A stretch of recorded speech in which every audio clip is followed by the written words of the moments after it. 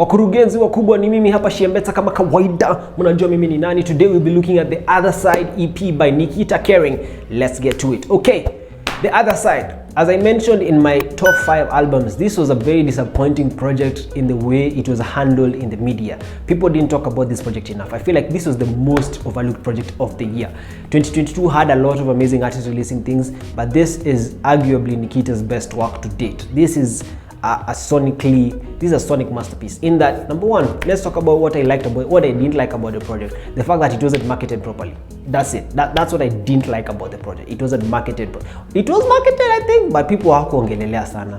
Like the people who are supposed to talk about it didn't talk about it. So I don't know what's happening in that regard. But anyway, that being said, what did I like about the project? Number one, the mixing and mastering was heavenly. I like the fact that most of the elements came in correctly, and oh, there's something else I didn't like, I'll talk about later.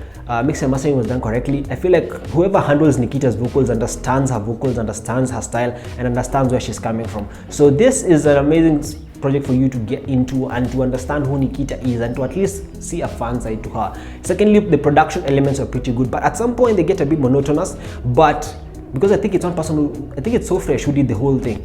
But that being said, it never felt bland, and I'm glad that it was an EP. If it was an album, there will be ear fatigue. But at that point, I feel like it was a short and sweet project. Number 3, lyricism. Nikita knows how to write her music.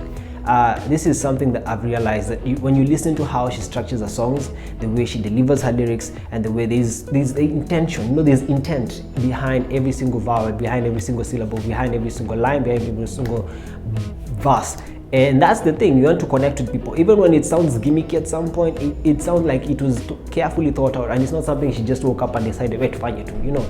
So what didn't I like about the project? The production, I feel like at this point, Nikita needs to work with more diverse producers, and this is my hope. Going into 2023, I'm hoping for an album, and I could tell at some point that she wants to go the Adele route, if she can. Just release an album that you know Kenyans are not going to appreciate, you know Kenyans are not even probably not even going to listen to, because they like to pose and stuff. But I'd like Nikita to release something that sounds as soulful as Adele's previous project. That's because I feel like that's her voice, that's her niche. All these other things are fun and good, but I just want her to do something that shocks the industry, and that's all I expect from this. So what's this for me? This is a strong 9 for me, same as Octopizzo's Lamuna. This is a strong 9 for me. I highly recommend it. Short and sweet. The best thing about this, she corrected most of the mistakes. At least ngoma aishi to poop, you know, and then the videos are also pretty good. So that being said, it's been me Shiembeta kama kawaida. Catch me on the Twitter space every Sunday at 9 p.m. We're still working on the timings and whatnot.